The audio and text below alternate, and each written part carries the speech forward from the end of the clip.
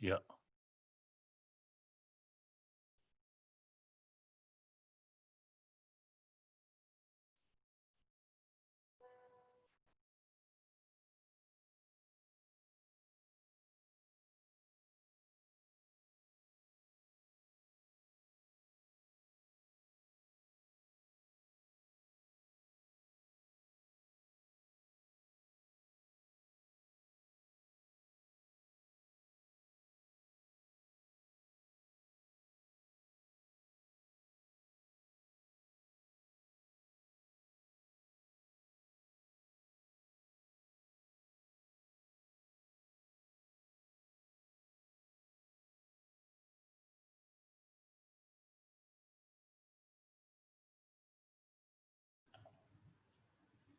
Good afternoon, everybody.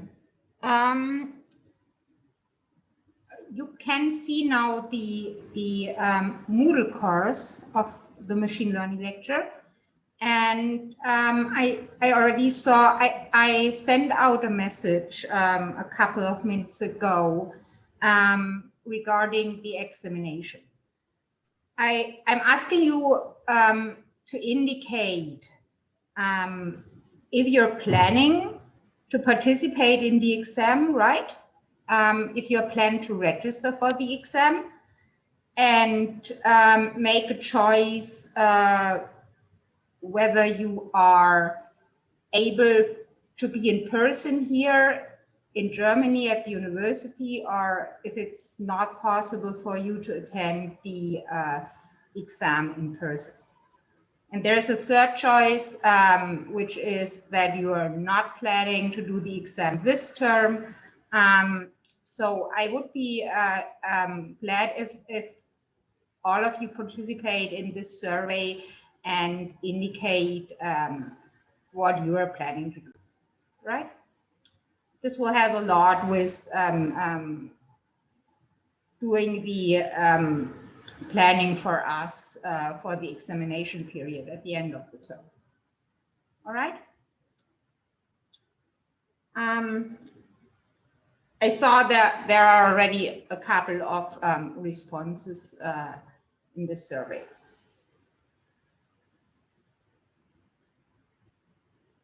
Right? Okay. So that's a thing I wanted to mention right at the beginning. So the survey is available till Sunday. So make sure that you make your choice probably as soon as possible. Okay? Many thanks.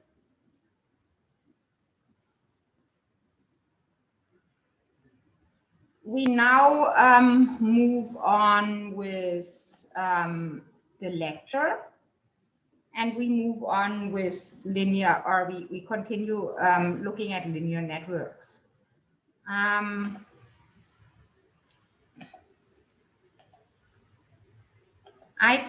briefly want to go through the slides we already did last time. Not in great detail, but I think it's worth to reconsider some of the aspects.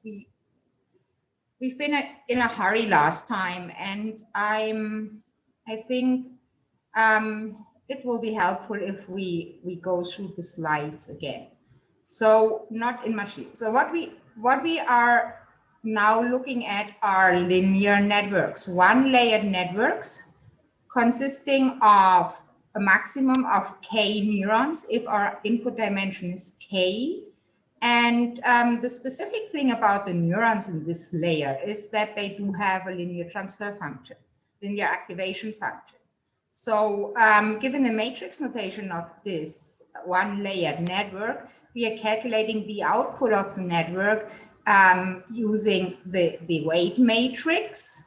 These are the weights of all the k neurons, transpose it and multiply it with the input. Okay. So the part where the linear networks here, chapter 4, we start with an unsupervised learning rule.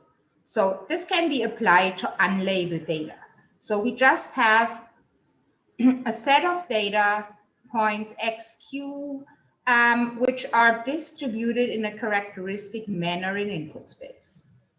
Right? We do not have any labels given for these individual data points. So the idea behind this unsupervised learning rule was originally introduced by a Canadian psychologist, and his name is Hebb, and that's why the learning rule is named Hebbian learning rule. So his observation is given here, but for short we can say that Hebb said, okay, neurons that fire together wire together. So if you have activity in the pre and the post-synaptic neurons simultaneously, the connection between these neurons gets stronger. Okay. When Hebb formulated this principle, he did not know anything about synaptic transmission in neurons. But later on, biologists found a mechanism in the synapse of real neurons that explains Hebb's hypothesis. And this mechanism in neurons is called long-term potentiation, LTP. This happens on the individual synapse. And so when we are learning, synaptic plasticity changes, and we have long-lasting changes in the strengths of particular synapses. And in this mechanism, both presynaptic and postsynaptic mechanisms have to be involved to get this strengthening, because we have pre and postsynaptic correlation of firing that influence this mechanism. So if a synapse is repetitively activated, right, and in combination, the postsynaptic neuron, the neuron that's receiving the input, right, also is active. So this will strengthen the synapse. And the mechanism how this is done is that there is more transmitter molecules are released from the presynaptic synapse, and there are more receptor molecules incorporated in the postsynaptic membrane. Okay, this again is some data from neurobiology. So the proof for this is that if the biologist stimulates a particular synapse, right, and we know the excitatory postsynaptic potential, that's actually what a synapse is contributing to the overall postsynaptic potential of a neuron. So if the presynaptic neuron gets stimulated heavily, so it has burst stimulation, it generates action potentials close to its maximal firing frequency. If you do this over an amount of time afterwards, you will see an increase of the excitatory postsynaptic amplitude in the postsynaptic neuron. All right, so this is how this can be proven. And this is the last part. If we draw it more schematically, we have a neuron A, we have a neuron B, and they are connected via synapse. And let's say this is the weight, the strength of the synapse is given by the weight.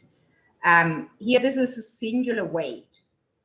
And so the formulation of Hebbian learning rule will be that the difference of the weight over time is proportional to the correlation of the output of this neuron A and the output of this neuron. So if they are firing in a correlated manner, this synapse will increase the strength. All right. So this is the biology behind Hebb. If we again take away this particular spike timing, we have a more condensed formulation of HEP's correlation-based learning rule. So we have, so the update in weights is proportional to the input vector times the output of the neuron. If we put this into our complete learning rule, which is the new weight vector equals the current weight vector plus a learning rate times this weight vector update, delta W, we will get this formula. So the three lines are basically the same formula. Here we introduced this linear transfer function, which has the subscript 6 in the respective subsection. And this is the inner product of the weight vector and the input signal. So this is the plain Hebbian learning rule. So, and we started off last time, and there it becomes a bit fast. This learning rule is unstable. If we apply this learning rule to the k different neurons in our linear network, we won't see any efficient learning. So the reason for this is a bit complicated, but I added these slides so you understand why the learning rule in the plain form diverges. So again, we are considering the Hebbian learning rule. That's the formulation missing on the previous slide. So we have the current weight vector. We are adding the weight vector update multiplied by the learning rate, and this is our new weight vector.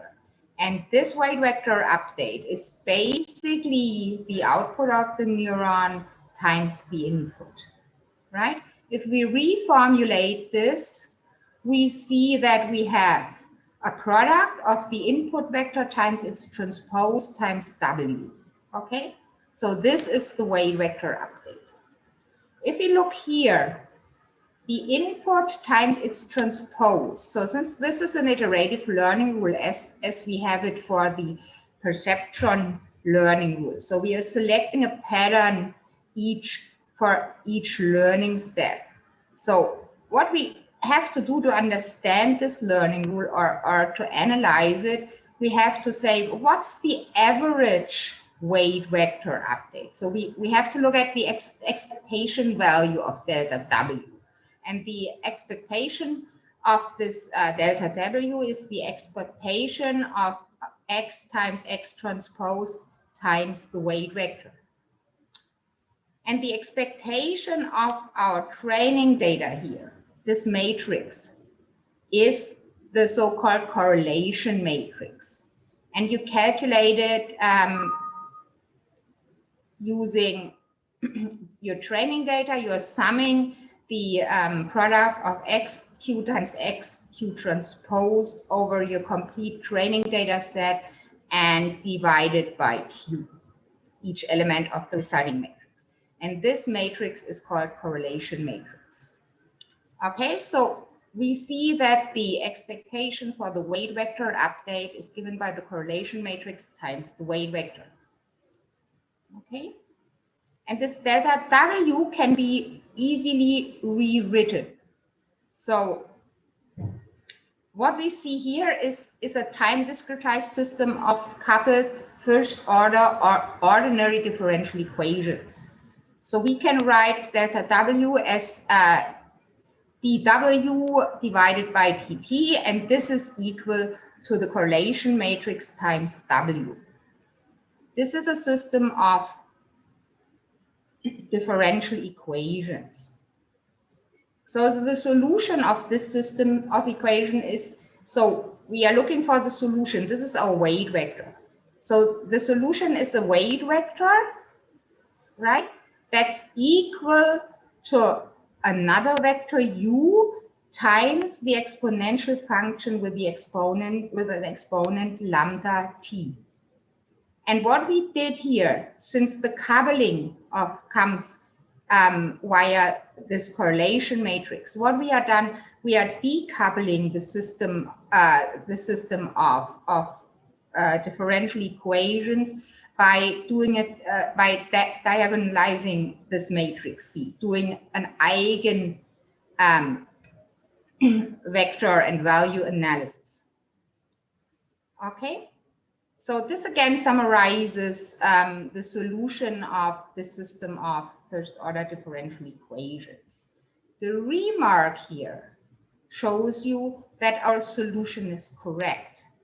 Okay. So since we have W on both sides, so the derivative with respect to W is something times W.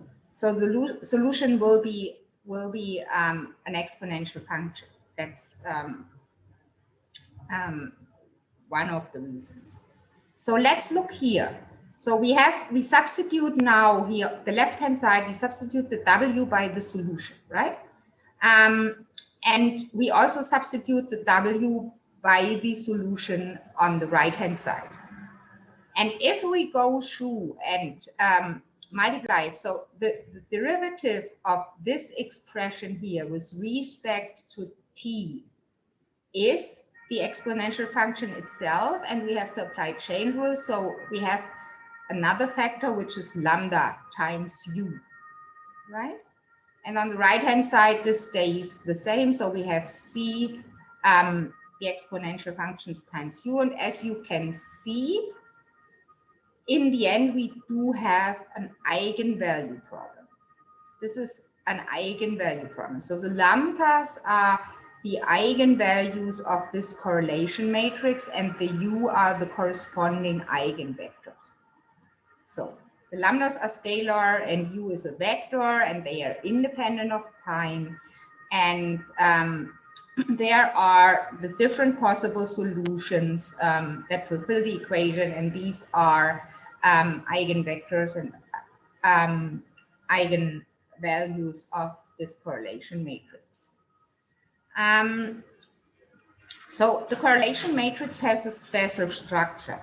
The correlation matrix is symmetric, and it is an outer product. So it's composed by a vector times its transpose.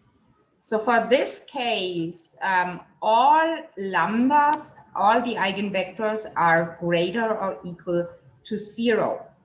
The trivial solution, or the solution that all the eigenvalues are 0, this is only true if the correlation matrix is the 0 matrix. So that's practically not interesting.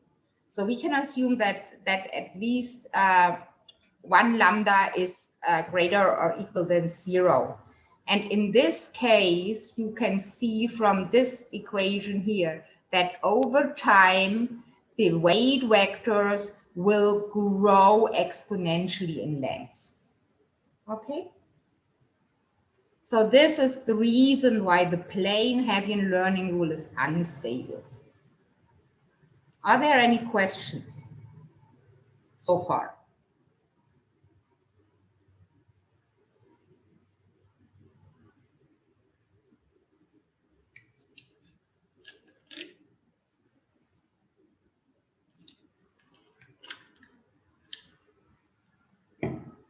Okay. I introduced this last year because people were asking, I don't understand why this learning rule diverges. So this is something that came in to the request of the students. I didn't do this originally because that's just another bit of math. I think it's also all right if you believe me that the learning rule diverges. And we will do a simulation after Christmas where we'll see that this is the case. Yeah, what divergence means. So you see it more visually, right? But this is the correct mathematical explanation why this is the case, the analysis. All right, let's move on to more serious stuff. So what we really want to look at in more detail is how do we stabilize the learning rule? How can we use this correlation-based learning and make it stable and learn something that's sensible or that's interesting? So this is again the formulation of our learning rule for the ith neuron in our linear layer. So as we've seen, applying this rule, the weight vector tends to increase in length, right? And does not change direction. So the learning rule basically results in a weight vector that's increasing in length, but not changing the direction. There is a pretty easy and pretty easy fix to it. What we can do after each learning step, after each update of the weight vector, we can apply an explicit normalization to the weight vector.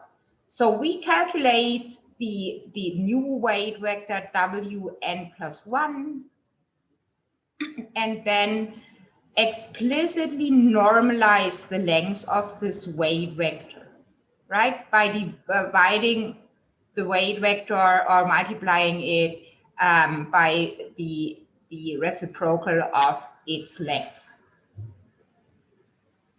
Right? So for the analysis we are doing now, I left away this index of the particular neuron because we now are interested in stabilizing the rule. So actually what we are doing here, this applies to the first neuron in our layer. So we will see an extension of it later on for all the other neurons in the linear layer. Okay, so this is a plain fix to the problem that the weight vector tends to increase in length. A more elegant approach to stabilize learning rule is to do an implicit normalization. So we can take the same equation as we had in the slide on the previous slide. We can say, well, we do the normalization while we are updating. So we are dividing the new weight vector, or we are normalizing the weight vector, calculating and normalizing it in one step. So this is a reformulation of this term here of the quotient. So we can say, well, we have the plain Hebbian learning rule, and we are just having a second function, a multiplicative function, which does the normalization. I termed this normalization function h. And as you can see, h depends on the learning rate alpha, and it also depends on all the current weights, w. Okay? So this function h is given as 1 divided by the weight vector plus alpha times the output of the neuron times the input vector. So be aware that calculating the output vector also involves depends on all the weights of the neuron W, right? So this formulation, as we have it here, it's a bit unpleasant. The reason is that the plain learning rule is a so-called local learning rule.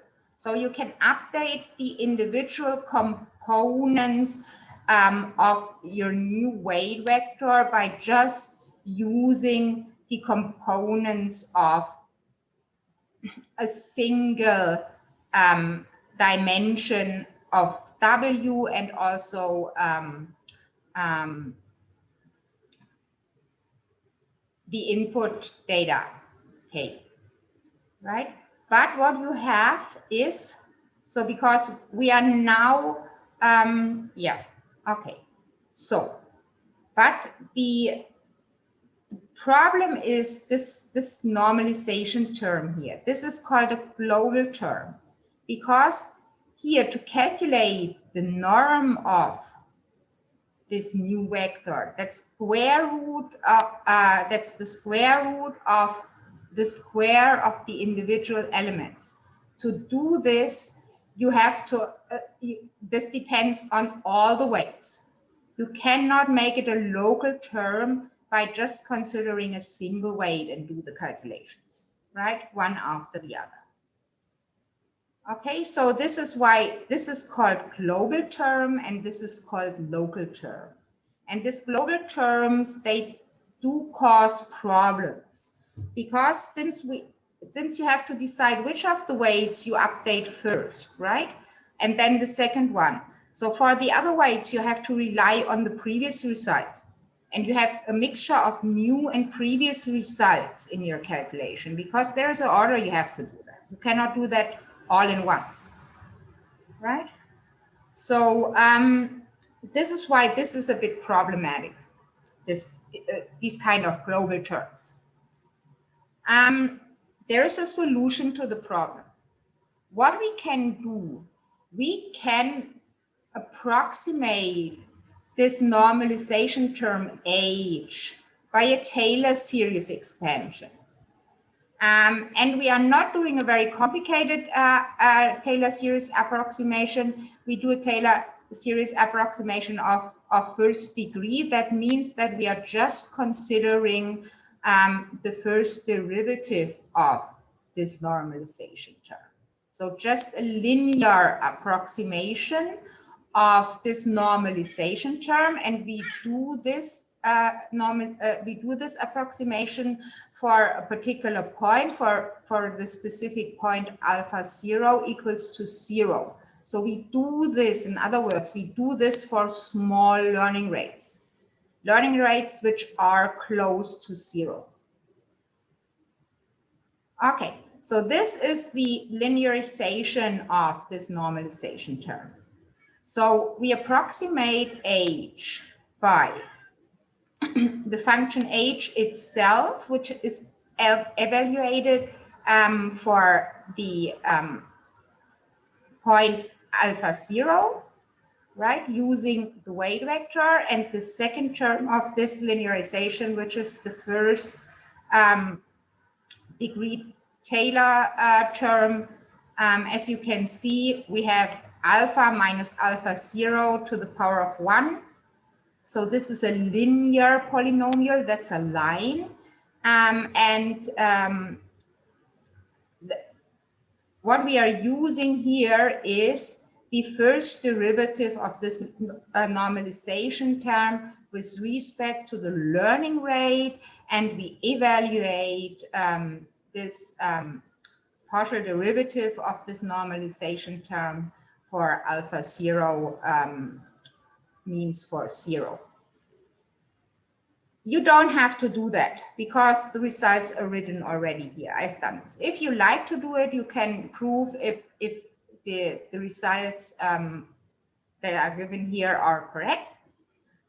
So the normalization term for alpha 0 equals 0 is equal to the reciprocal of the norm of the current weight vector, so 1 divided by the norm of the current weight vector, and the second term here, so the partial derivative of the normalization term with respect to alpha evaluated for alpha 0 equals 0 is given to be minus the negative quotient of the output of the neuron squared divided by the norm of the weight vector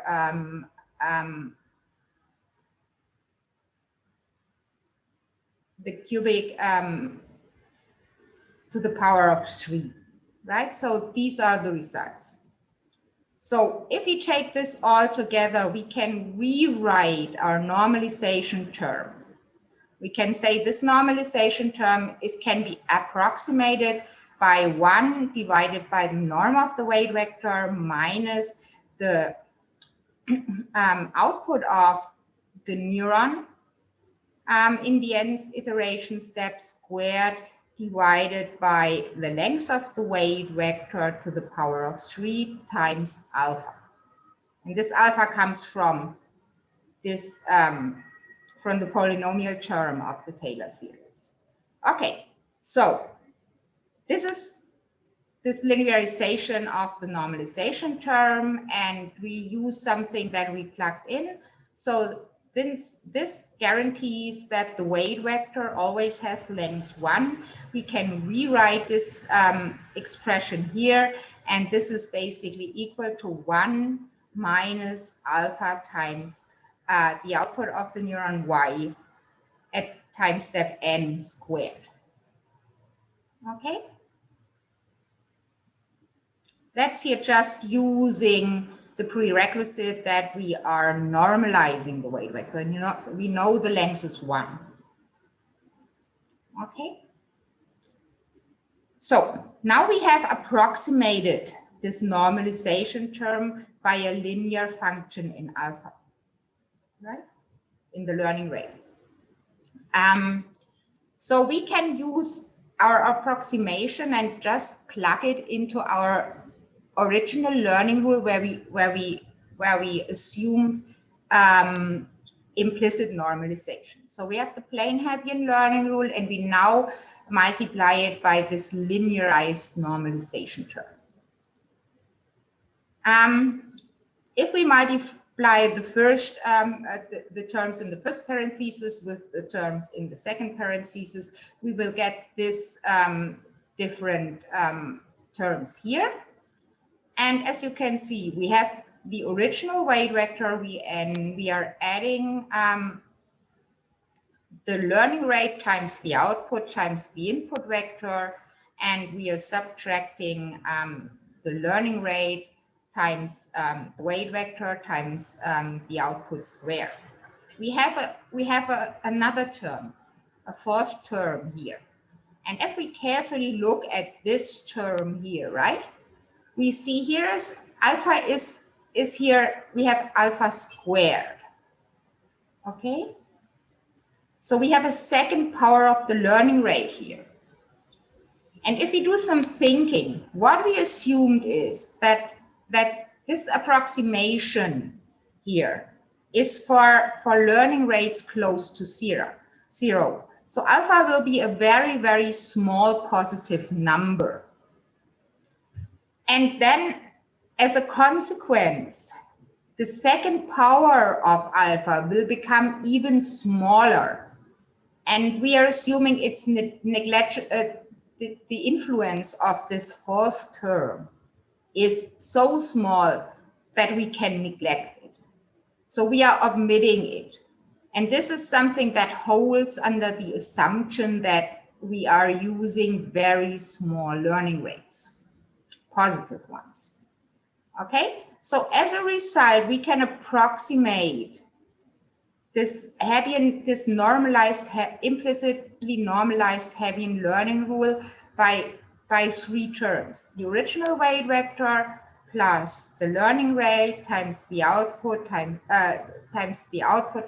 the input vector, and we are subtracting the learning rate times the weight vector times the output squared. And this can be easily reformulated to the line given below. And what you see is that we have the original plain Hebbian learning term here, but we are subtracting something. Yeah. So we have a Hebbian term, and we have a second term here, and this is called weight TK term. And this came in because we tried to stabilize the learning rule. And this term here basically controls the learning process in a way that it does not allow for the uncontrolled growth of the weight vector. So if the weight vector grows in length uncontrolled, the output of the neuron will grow, right? Because we don't have activation function, because we have linear activation function. This will be seen in the output vector. And the stronger the output grows, the more this weight decay term sticks in and pulls the weight vector back to sticking to small weight vectors, to small weight values. Okay, this is the square also. So for a large increase in the output, this will pull back heavily, not for smaller ones. The argument is the same as for the mean squared error. Okay, so summarizing all of it. So what we end up with is a stable Heppian learning rule, and this derivative or this learning rule has been developed by and named after a Finnish computer scientist, which name is Erkki Oja, and he has formulated this unsupervised learning rule. And the general form of the learning rule, that's always the same. That's what I told you already. So the new weight vector is always the current weight vector, and we are adding a term that consists of the learning rate and a change of the weight vector, the changes we do want to make to the weight vector. And in this case, the weight vector update, or the amount we are updating the weight vector, is given by a Heppian term, the correlation-based Heppian term that we started with. And we now have a weight decay term, and this weight decay term avoids that the norm of the vector goes towards infinity. So we have a divergent learning, we have avoids the divergence of the learning rule. So as you can see, when you carefully look at it, this learning rule is definitely unsupervised. We don't have target values. We just have input values. This learning rule is for one neuron only. So this is for a single neuron. We will shortly afterwards, now we will see the generalization of this learning rule to all the neurons in the network. But be aware, the steps we've done, right? First, doing this linearization of the normalization term. And secondly, omitting these higher order terms of the learning rate alpha. This means that this learning rule only works in the case that we are using small learning rates, learning rates that are really close to zero. Okay, so the reason for that is the linearization of the global term, and the second, what we did was we neglected terms of higher order. Okay, this is an approximation.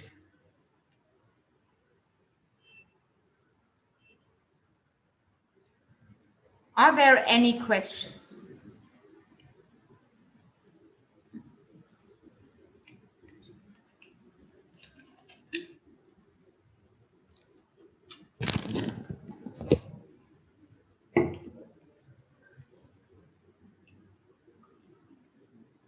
I'm waiting a while.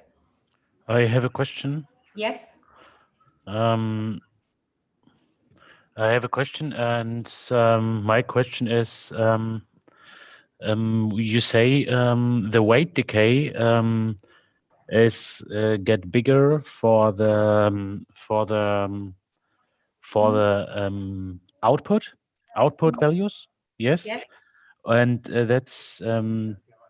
that's make that the divergence not grow uncontrolled. Can you explain it a little bit more, or can you repeat it again? What you mean? How that looks like? That the weight decay works? Yeah. So essentially, the weight decay term consists of the weight vector W, and here we have the output of the neuron. The output of the neuron is calculated via the weight vector and the input data. Okay. So if the weight vector, the norm of the weight vector increases, right? This term will increase, right? Yes, yes. Okay. Thank you. So increase in magnitude, right? And so squaring it means independent whether you have negative or positive outputs, right? Independent. When the length of the weight vector increases, right? You are pulling back heavily. The stronger it increases, then because you square it, right? The stronger it pulls back. Okay, thank you. Okay. Yes, thank you. Okay, this is the idea behind it. Other questions?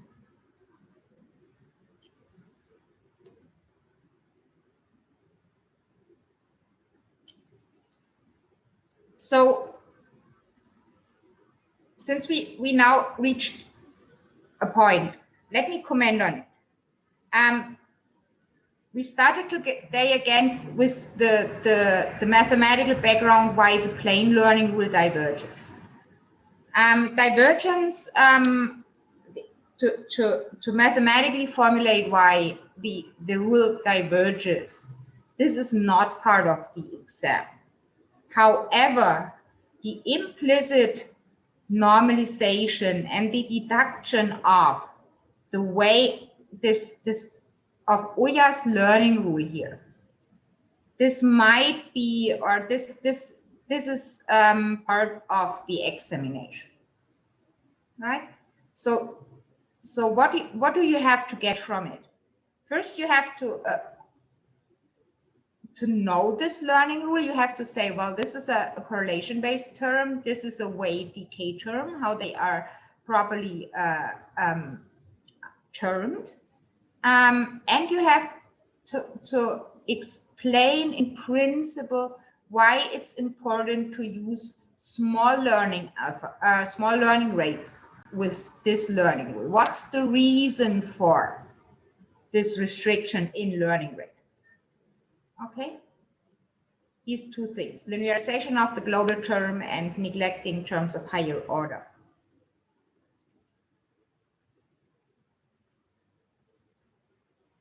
All right. Excuse me, ma'am. Question? I don't want to hurry, because I mean this is a lot of very dense stuff. So feel free to ask questions if you have questions. Can you please explain a bit about the linearization of the global term? I got the second point, but the first one, what does that mean exactly? This one? The linearization of the global term. Linearization of the global term.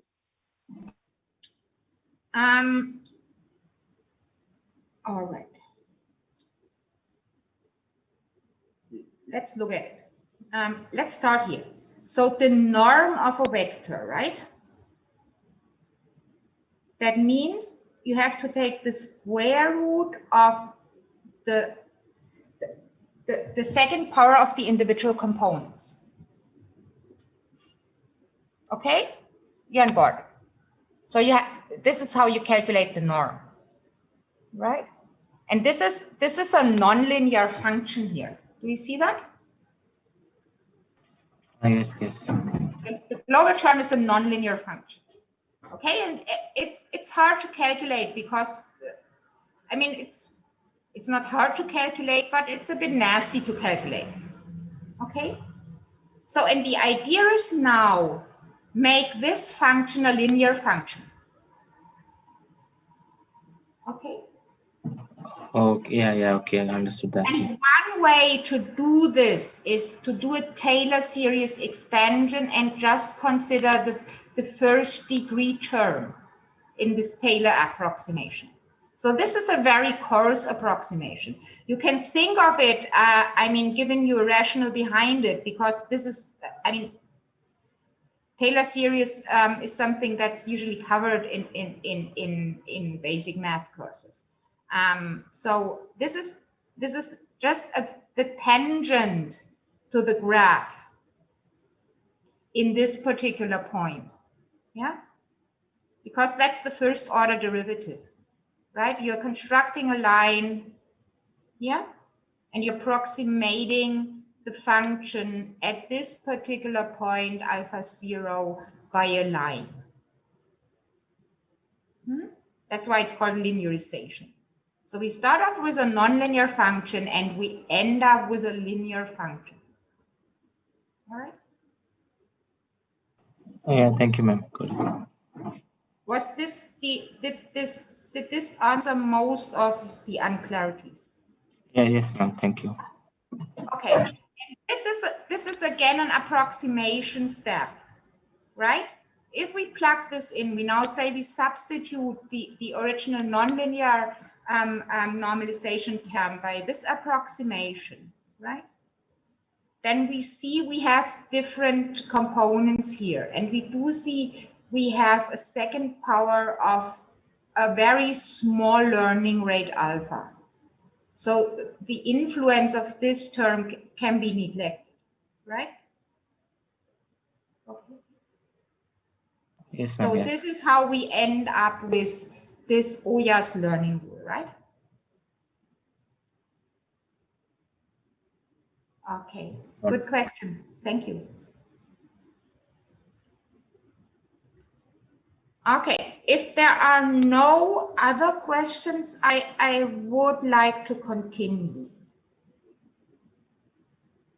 Give you a couple of minutes, a couple of seconds to think about if there's anything else unclear. Okay. Okay. So let's extend this because I already said, well, this is basically, Oyas learning rule is basically the learning rule, the first neuron in this layer used to update the weights, right? But we have we have more neurons in this layer. And if we use the same learning rule for all the other neurons, right? They will basically all learn the same. That's not ideal. So there is another, we can extend the analysis we've done before to have a learning rule for each of these neurons. So we are now generalizing Oyas learning rule to all K neurons in this layer. This was done by Sanger, and therefore this is called Sanger's learning rule. It's basically has the same structure as Oyas learning rule, but it's a bit more complicated because it considers all the other neurons in the layer. So we formulated the stabilized Hebbian learning rule for linear networks consisting of K neurons looks the same. So for all K neurons, we have a weight, we have a learning rule, but we have specific weight vector updates delta Wi for each of these neurons. And this weight vector update delta Wi is calculated as the output of the neuron times. And so we have the input to the neuron because they all share the same input, the neurons, right? And then we have, so this is a Hebbian term. This says a Hebbian term. But then the weight decay term is a bit more complicated because what we have there is we have a sum. And we are summing from j equals 1 to I. So this is the neuron index. So we take already the weight vectors of the neurons before that neuron in the layer and multiply it by the output of the neuron. This is a bit of a different writing. So what we did, because this output of the neuron, it's part of the Hebbian term and it's also part of the weight decay term, and it's squared in the weight decay term. So we can write it in front of the brackets, the parentheses. So we are subtracting this sum over the weight vectors that have been already updated or that have of the other neurons times the output. You can think of it, since each of these neurons is considering different directions in space. You can think of it that by this term, you are eliminating the directions that have been already considered by the neurons that are have a smaller neuron index in the layer. Okay, so on the right hand side here on the slide, you can see the formulation of the Senger's learning rule now for all the neurons in this linear layer. You again see very clearly this is a Hebbian term, and we have a bit more complicated weight decay term, which now also considers that already part of the data has been analyzed by the neurons before the one you are currently considering. We won't go into detail how we can come up with this modified weight decay term. I think it's already enough what we've seen so far. So this is just giving the formula, how do you train all the neurons in this layer.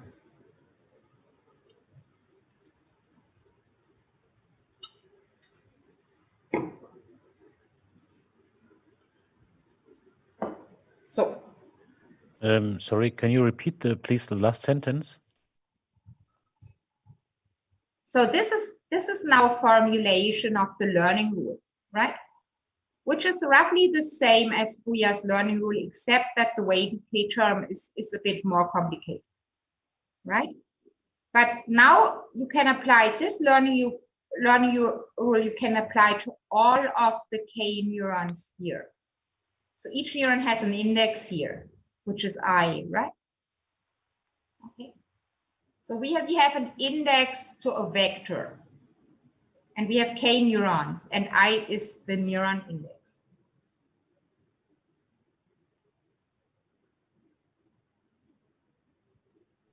Thank you. Right?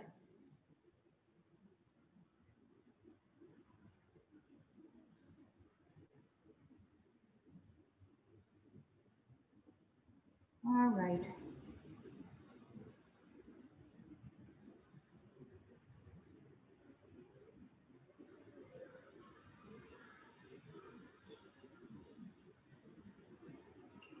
Okay, as you've seen, this was the end of the first part of the linear network,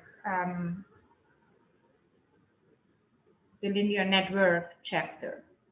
There is a second part to it. Here we derive the learning rule, the unsupervised learning rule. And in the second part, we will look at the question, what do we learn using this Booyah or Sanger learning rule? So the second part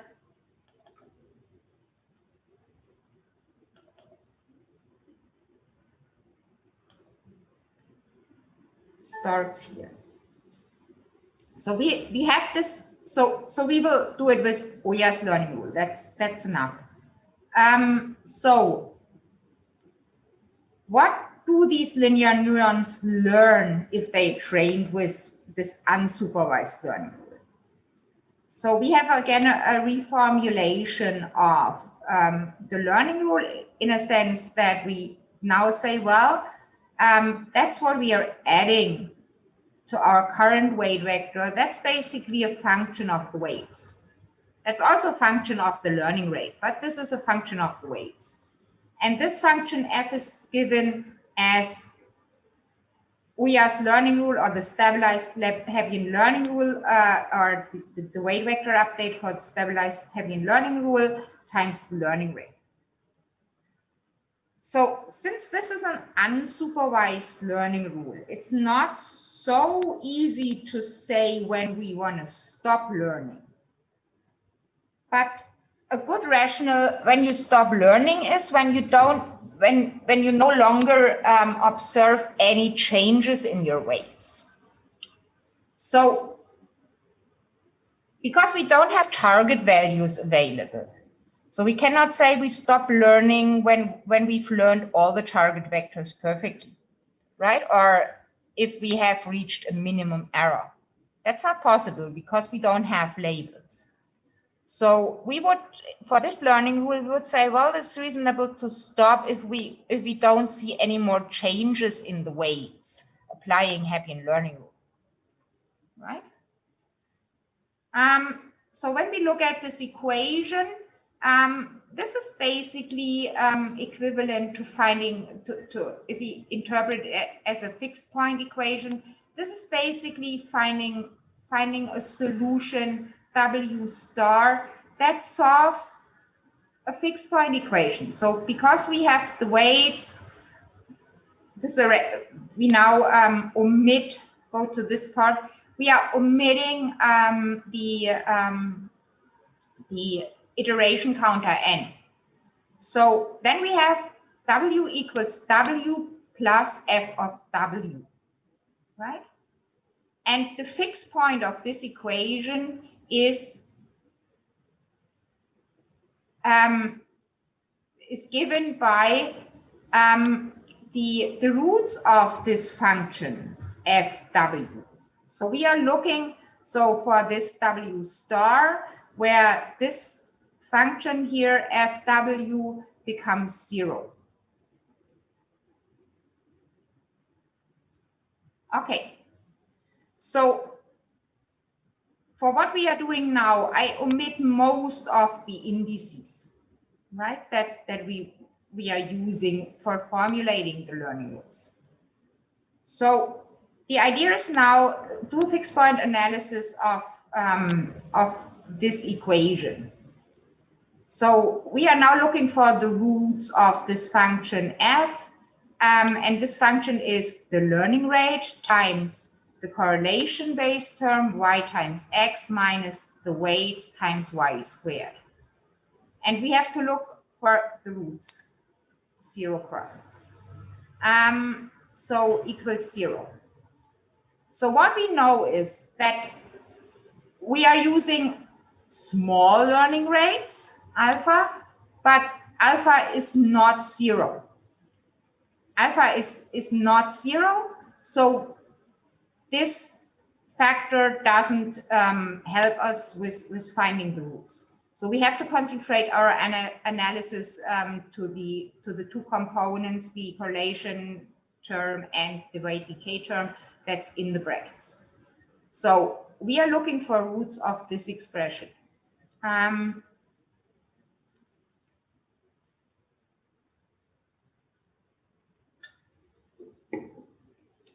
So if we do this, right, the first thing that we can do, we can substitute the output of the neuron by the way it's calculated. We substitute y with W transposed x. So we end up with this equation where we got rid of the y's, and we see that we have products of vectors on the left-hand side, and we also have products of vectors on the right-hand side. These vectors are W, the weight vector, and X, the input data. If we do some rearrangements on the left and right-hand side, right, we end up with the fourth line. So what we have X times X transposed. This is a matrix times the weight vector.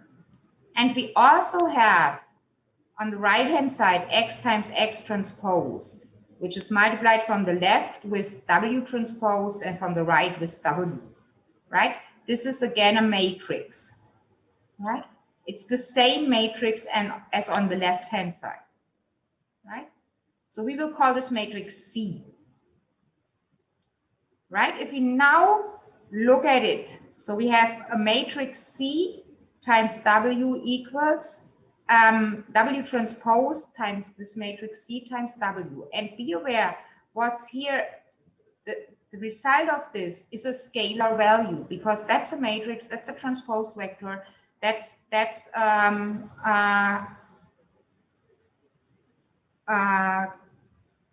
column vector, right? So the product, so the result is a scalar value. So we call this value lambda. And when you carefully look at it, C times W equals lambda times W. From our introductory problem set, you know, this looks like an an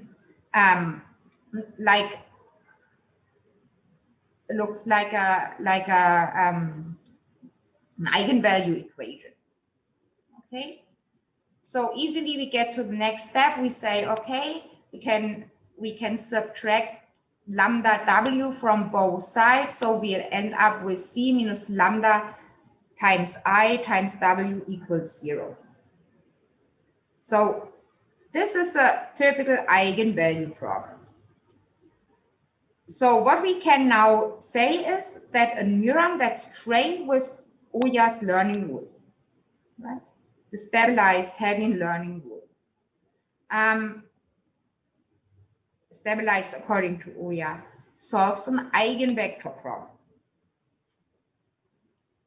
The weight vector that's learned by the neuron that's trained with this learning rule corresponds to the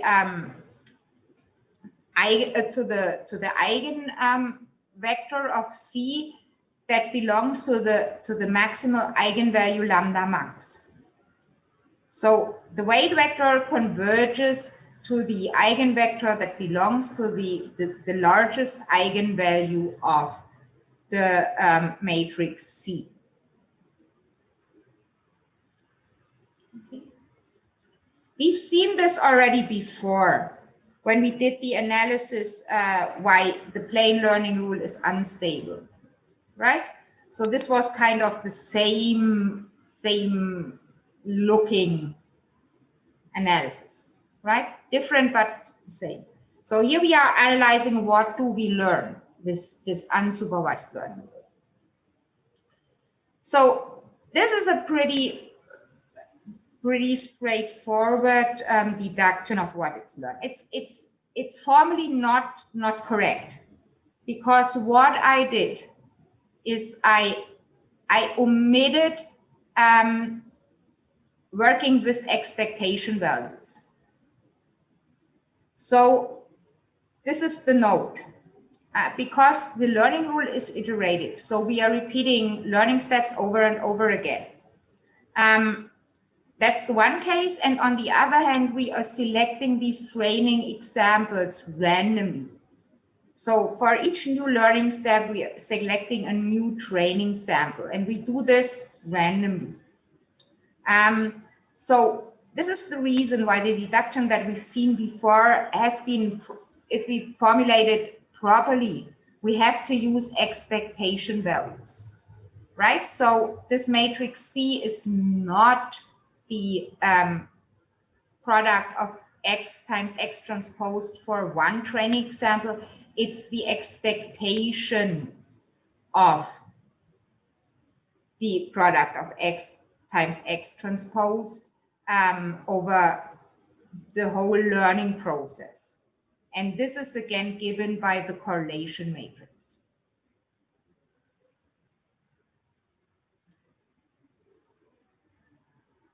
Okay.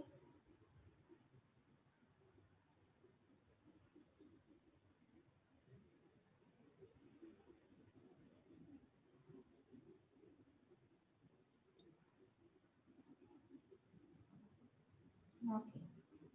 That's a so-called second moment of the input distribution, the correlation matrix. Just to give you the terms, if we talk about probability distributions, we have different moments and independent of what distributions we do have. So the zeroth moment is usually the total probability, and this has to be 1. The first moment is the expected value, right? The expected value of this random variable. The second central moment is called variance. And the third standardized moment is called skewness, and the fourth standardized moment is called kurtosis. So this is the statistical background. I mean, I'm not doing a statistics course here, but just to remind you, this is the correlation matrix. So it corresponds to the second moment of the distribution. We will move on and use the second central moment, yeah, which is the variance. And since we are doing multivariate, we are working with multivariable data, we do have covariances here.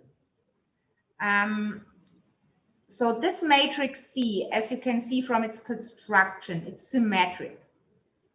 And again, the symmetry of a matrix, this implies that all eigenvectors are real numbers.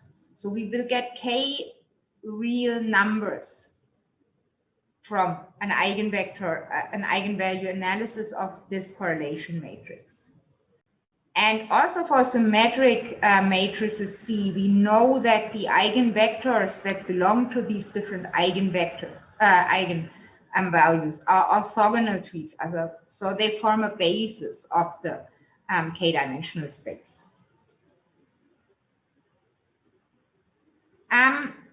There's also another thing, because it's an outer product. We know this matrix is positive definite, and we further know that the eigenvectors, they are real and they are also non-negative.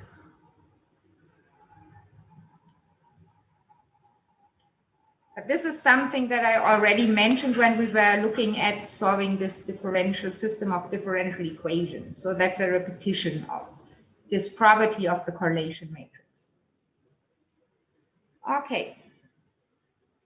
Are there any questions?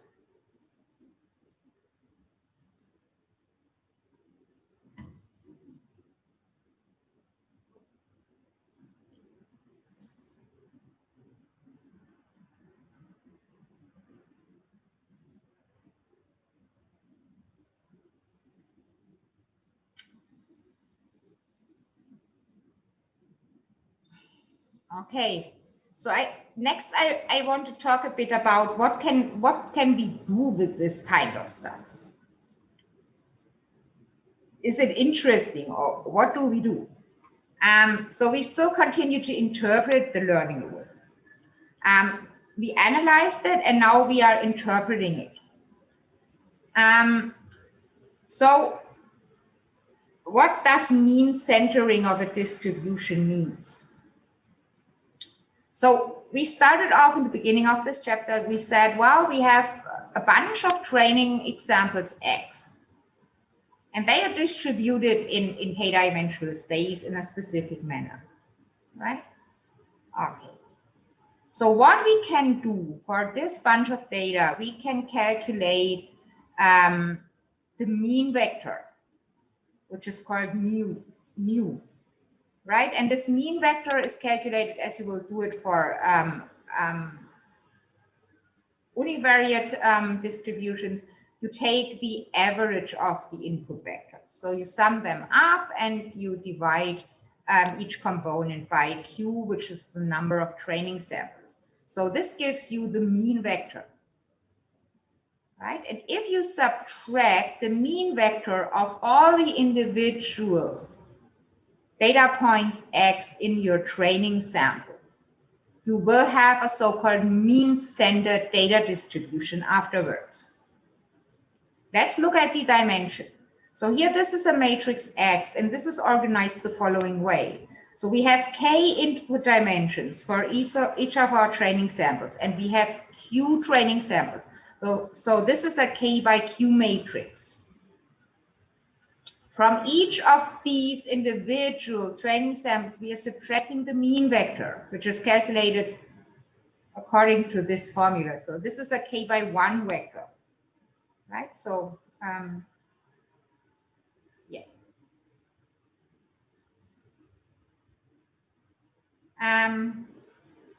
Okay. So the result will be again a K by Q matrix where now the individual columns are mean centered.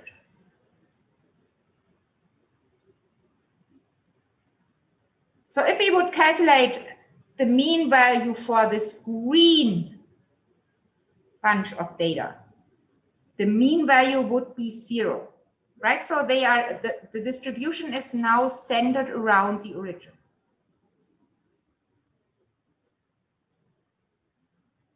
Okay, this was how we do center a data distribution. We are subtracting the mean.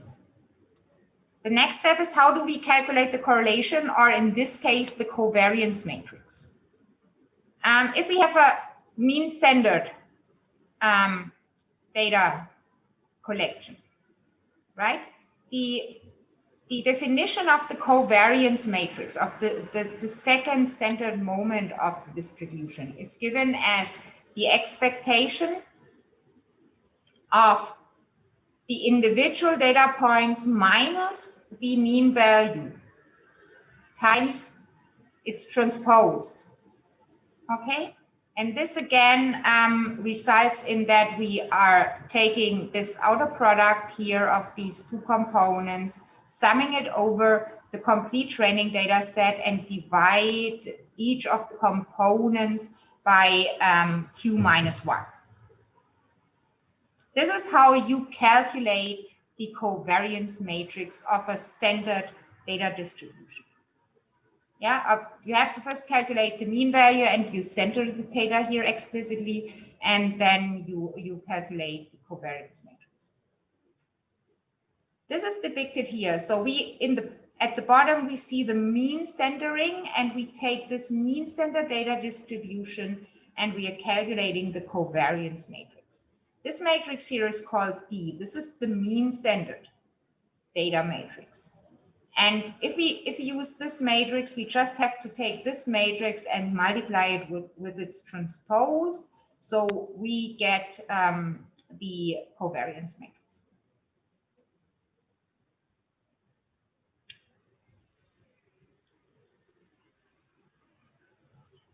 Okay, and the covariance matrix has dimension K by K. Because if this is D and we have K by Q and multiply it with its transpose with a matrix Q times K, we end up with K by K. The interpretation of this covariance matrix and its diagonal elements is that the diagonal elements of this covariance matrix sigma are the variance of the individual input components x1, x2, and xk. Right? The off-diagonal elements are the covariance of the components, pairwise covariance of the components, x1 with x2, and here x2 with x1. And since the covariance doesn't depend on which variable you put first, this will be a symmetric matrix. Okay, so the off-diagonal elements of the covariance matrix sigma represent the pairwise covariance, and we will have positive values, which means we have positive correlation. So if xi increases, xj will increase. If it's negative values, means we have negative correlation.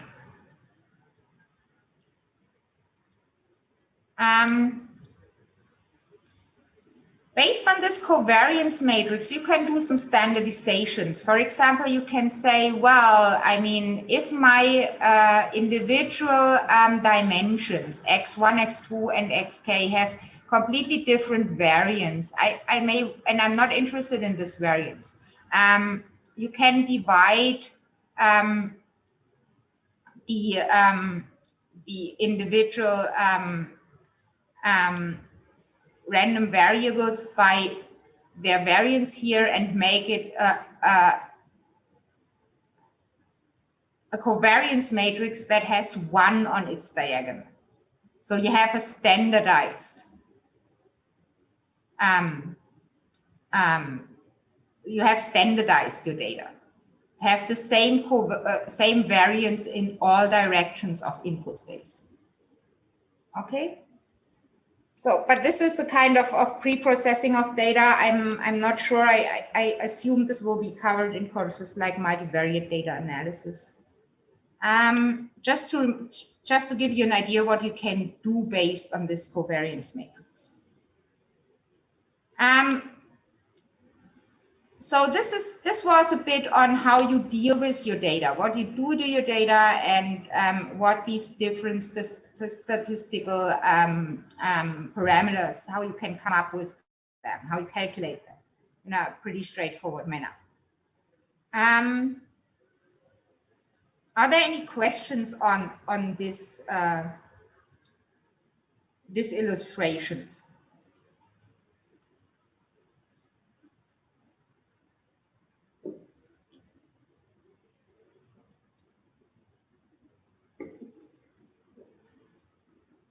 Let me ask the other way around. Have you heard about this kind of stuff already in other courses? Because there is a course called Introductory Data Analysis, which some of you are also taking.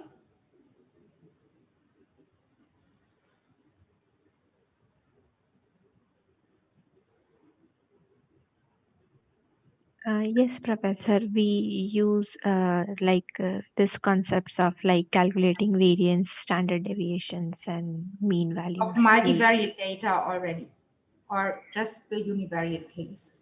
For just the univariate case as of now. Okay, but this is all. I mean, this is a bit more complicated for multivariables or multivariate distributions, but more or less it's the same. Okay, so that's good to hear. Okay.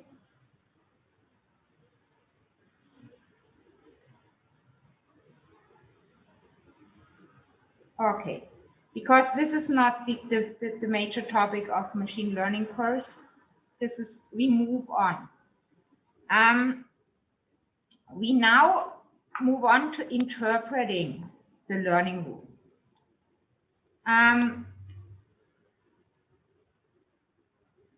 So we will work with these centered data distribution. So we assume that we have a data distribution, and prior to learning, we center it around the origin. So we are subtracting the mean. Okay. So our correlation matrix from the previous section will automatically get the covariance matrix. So up to now, we have written here, we use the symbol C because we were assuming uncentered data distributions, so general data distributions which are not necessarily centered around the mean. But now we are assuming we are centering our data. Yeah, distribution, because that's just moving it a bit across space. We are not changing the distribution of the data.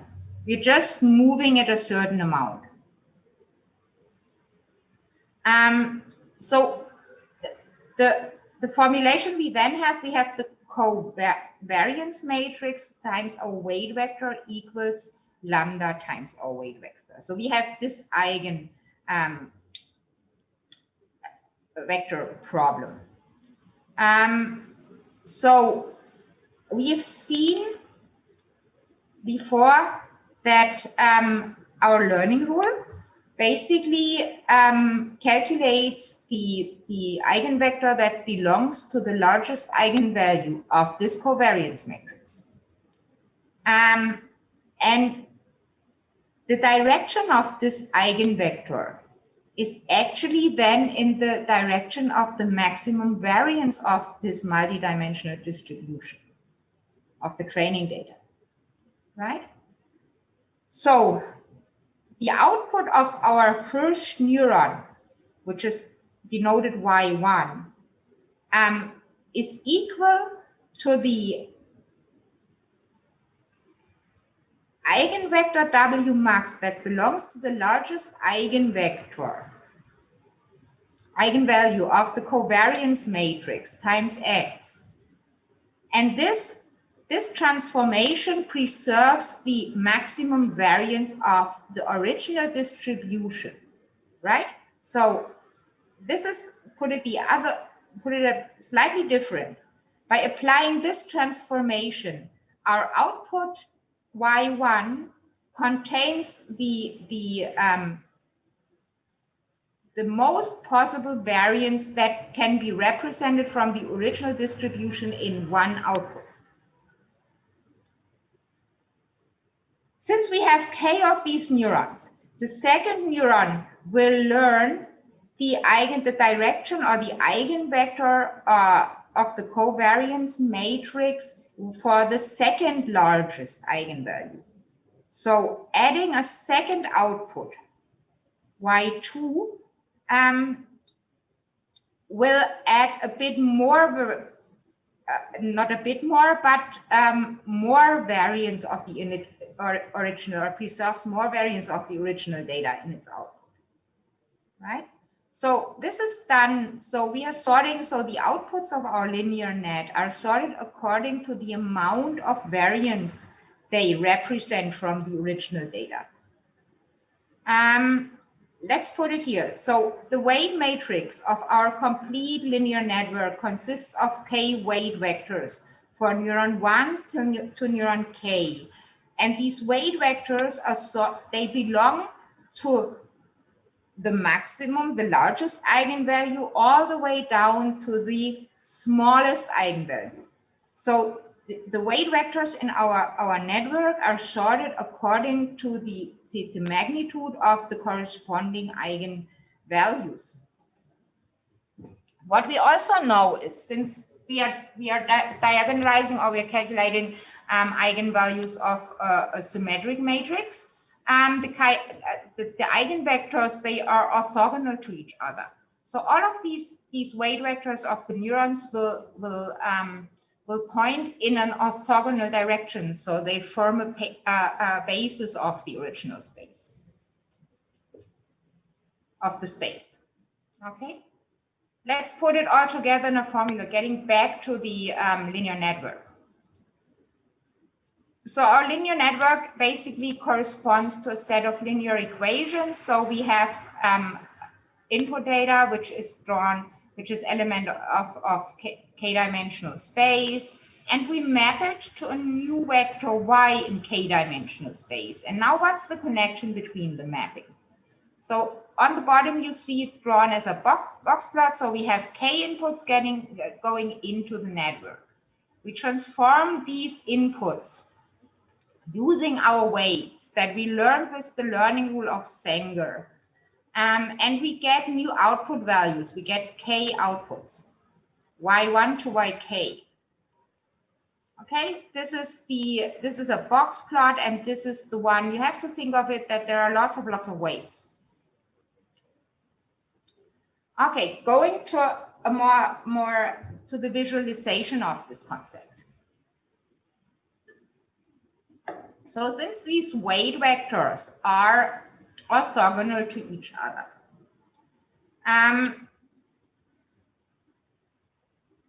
so means that if we calculate the output of the K neurons in our network, they are rotating the original orthonormal basis in space. So this mapping of this linear network just rotates the distribution in space. And the result of this rotation will be that all the off-diagonal entries of the residing data distribution of the Ys has a covariance matrix where the off-diagonal elements are 0. So we do not have any correlation between the individual outputs y1 to yk. Okay, we only have diagonal entries, which are the variance of the individual dimensions in space. And they are sorted according to magnitude in a descending order. So look at the figure. This is our, on the left-hand side, we see our original distribution of training data. Yeah. And this ellipsoid here just gives you an idea how they are stretching in space. So what's the correlation between X1 and X2, right? And they are expressed and they are centered. Look here, this is a center distribution. So the data points are scattered around the origin 0, 0. Okay. So we have one training example here. This is X1 and X2, right? X1 and X2 are expressed in respect to the usual orthonormal basis, in respect to the axis. If we now calculate the output of the network, we are transforming this basis system to another one because we are rotating this original system onto that one. So the output of the network will be Y1 and Y2. And when you look at this basis system, right, and you look again at the ellipsoid and you rotate it in your brain, you don't see any correlation between Y1 and Y2. Yeah, so the outputs Y1 and Y2 are uncorrelated.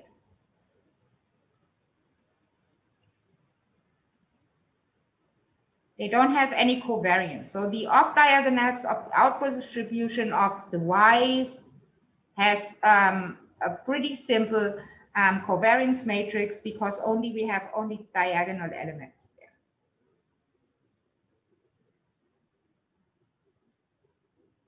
Questions? Because I don't think we are proceeding much further.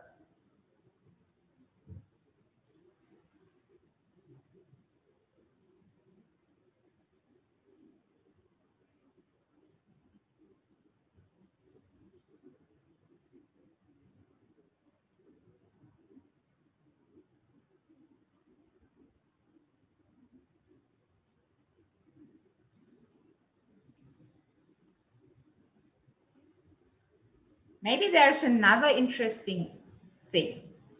When you look at this data distribution, right, they are scattered along this axis.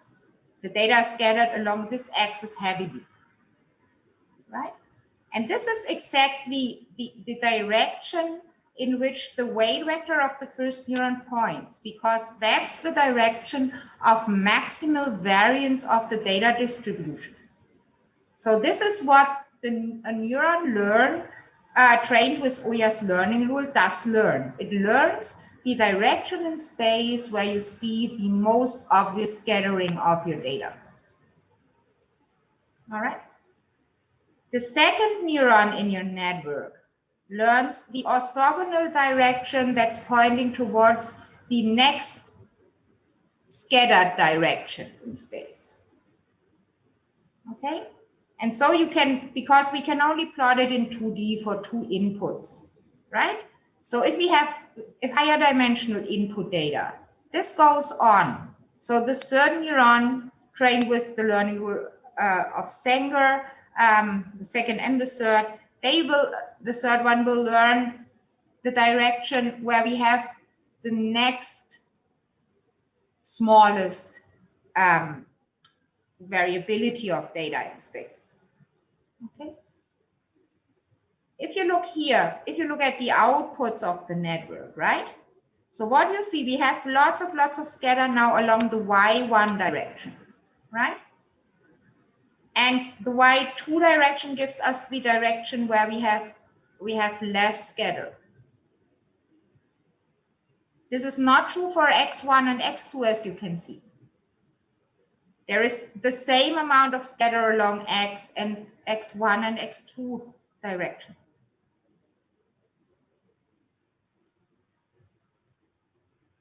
Okay, so you will need a bit to rethink what we did today. Yeah, so there were many steps that we went today. Just the last slide, the last 2 slides. So we've done this already. This is again Senger's learning rule, right? So this is Senger's learning rule as formulated, hopefully, yeah.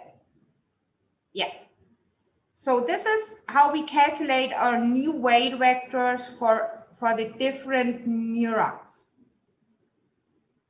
Now I introduced another parameter, I. So usually you don't use K neurons. You use less neurons, I neurons, right? Which is smaller or equal to K. I can be K, but usually it's smaller. And so for each of these neurons, you have the version of Senger's learning rule. And as you can see, to calculate this second term here, you have to have the weights of the previous neurons. So you're calculating usually, you're updating your neurons usually beginning from neuron 1 in the layer to neuron I.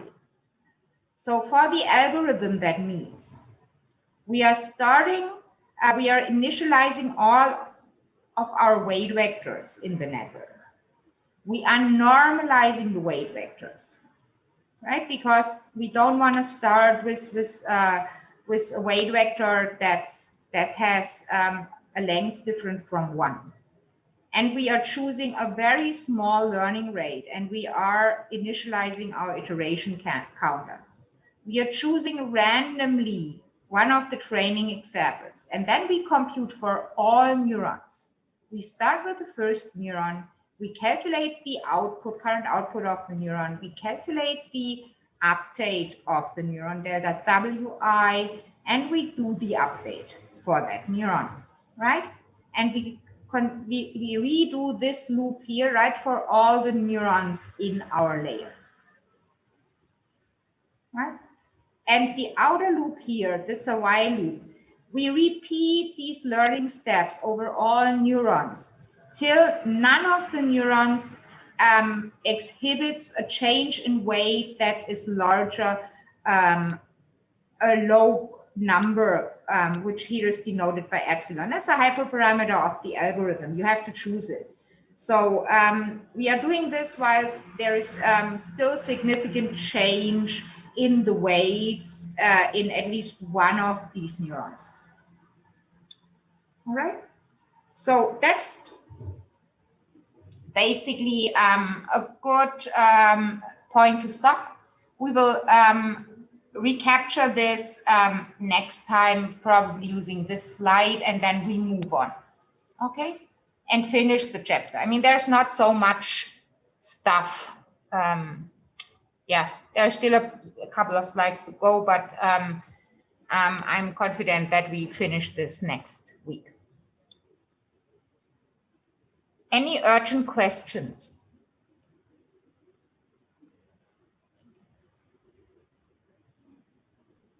Professor, what type of questions will come in the exam from this, this learning algorithms? Are there like numerical problems will come, or like we are? No, nobody wants to calculate a covariance matrix, because the only thing I can ask you, I can give you 3 data points in 2-dimensional space and can say center these and calculate the covariance matrix. This is nothing which makes sense. The questions are more, do you understand what all this means? I mean, can you say why? I mean, when I ask, for example, as an example, giving the learning rate for this Sanger and Oya's learning rule. If I ask, please explain why I cannot choose the learning rate alpha arbitrarily, right? Then you have to explain why this is, why we can't do that. Because we have done an approximation which only holds for small values of alpha, because we used this prerequisite on the one hand, that we've done the Taylor expansion around this particular point, and we neglected terms assuming that we have this small value. All right. Okay. And if I ask, what do we learn with Oya's learning rule? You should be able to explain that we are learning eigenvectors of the covariance matrix, right? Yeah, Professor. This is this kind of question. This is what I mean. Basically, you have to understand what this all means. Okay. Yeah. But there's a questionnaire, right? Associated with this chapter.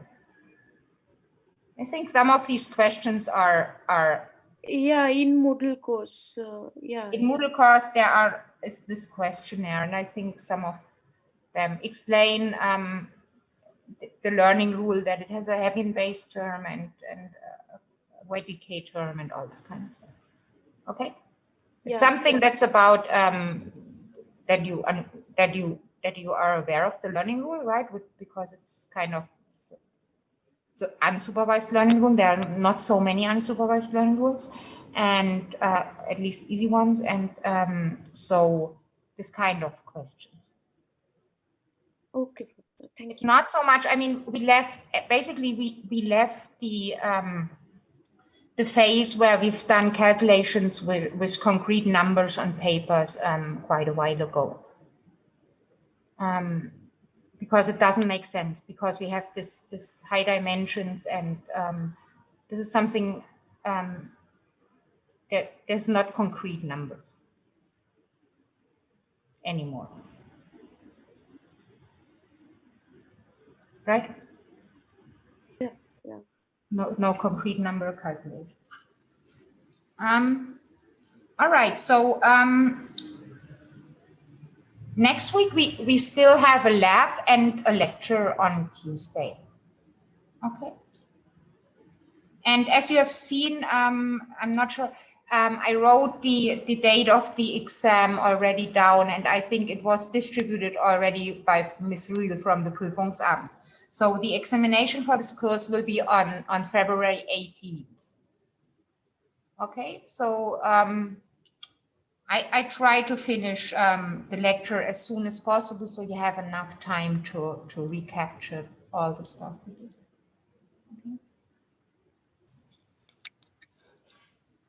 Okay. Professor, just a confirmation that we meet next Monday for the lab and Tuesday as usual for the lecture, right?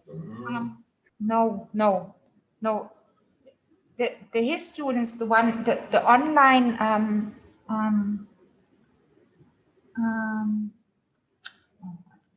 the online lab will be on Tuesday, right? And the in-person groups are stopped, so they move to online too, and there will be only one online lab for the in-person groups. All right? Okay, thank you. But I know what you, I mean, I was just thinking about it. I know, I see the problem, and I probably you see the problem. Let me, if you don't mind, I would be happy seeing you on Monday too, in the online lecture, in the online lab. I write you an email. Yeah? Okay. Okay, Professor. Thank you. I see what you mean. Okay. Any other questions? I have not checked the chat. I will do this. No. Yeah. Okay. Wish you a pleasant rest of the week, and Germany goes into lockdown tomorrow. Yeah. So next week everything will be online. Okay. Bye-bye. Thank you. Bye. Thank you.